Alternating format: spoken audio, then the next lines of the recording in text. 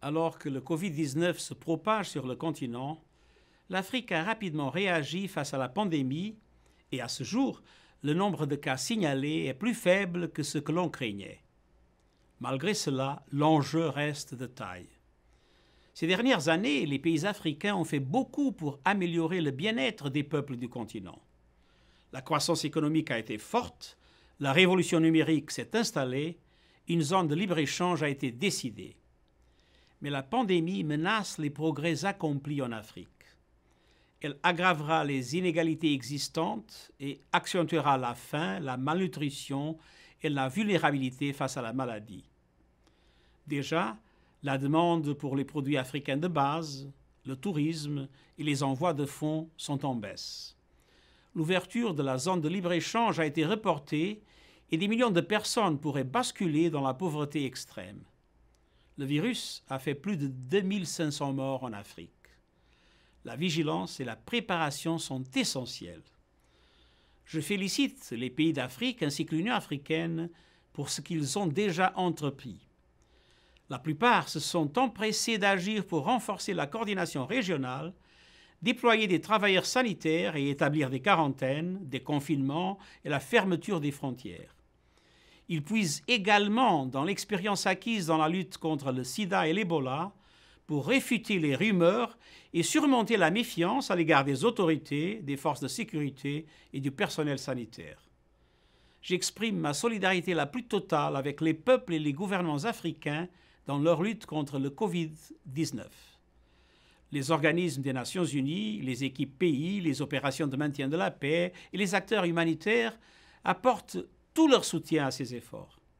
Les vols de solidarité de l'ONU ont permis d'acheminer des millions de kits de dépistage, de masques et d'autres équipements à travers pratiquement tout le continent. La note de synthèse que nous diffusons aujourd'hui met en évidence une série de problèmes urgents. Nous demandons une mobilisation internationale pour renforcer les systèmes sanitaires en Afrique, maintenir les chaînes d'approvisionnement alimentaire, éviter une crise financière, soutenir l'éducation, protéger les emplois, maintenir les ménages et les entreprises à flot et protéger le continent contre les pertes de revenus et de recettes d'exportation.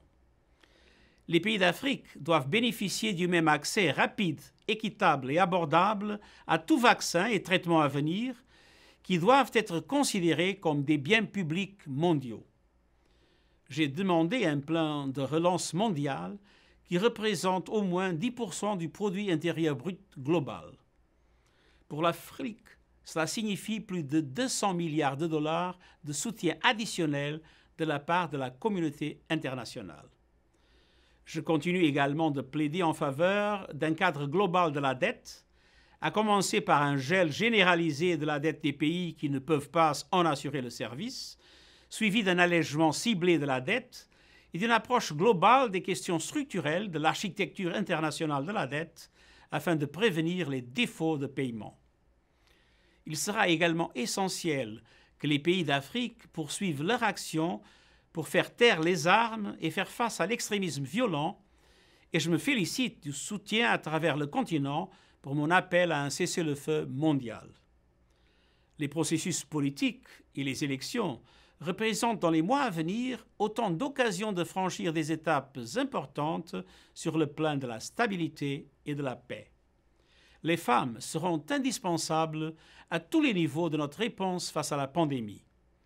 Les plans de relance doivent en priorité mettre de l'argent à leur disposition et renforcer leur protection sociale. Nous devons donner aux jeunes Africains les moyens d'agir. Les droits humains de chacun doivent être respectés. Au fur et à mesure que la pandémie progresse, il faudra prendre des décisions difficiles. Il est essentiel de conserver la confiance et la participation des citoyens tout au long du processus. La pandémie en Afrique n'en est qu'à ses débuts et les perturbations pourraient s'intensifier rapidement. Il faut impérativement faire preuve de solidarité mondiale avec l'Afrique dès aujourd'hui et pour mieux se redresser. Il est indispensable de mettre fin à la pandémie en Afrique pour y mettre fin dans le monde entier. Je vous remercie.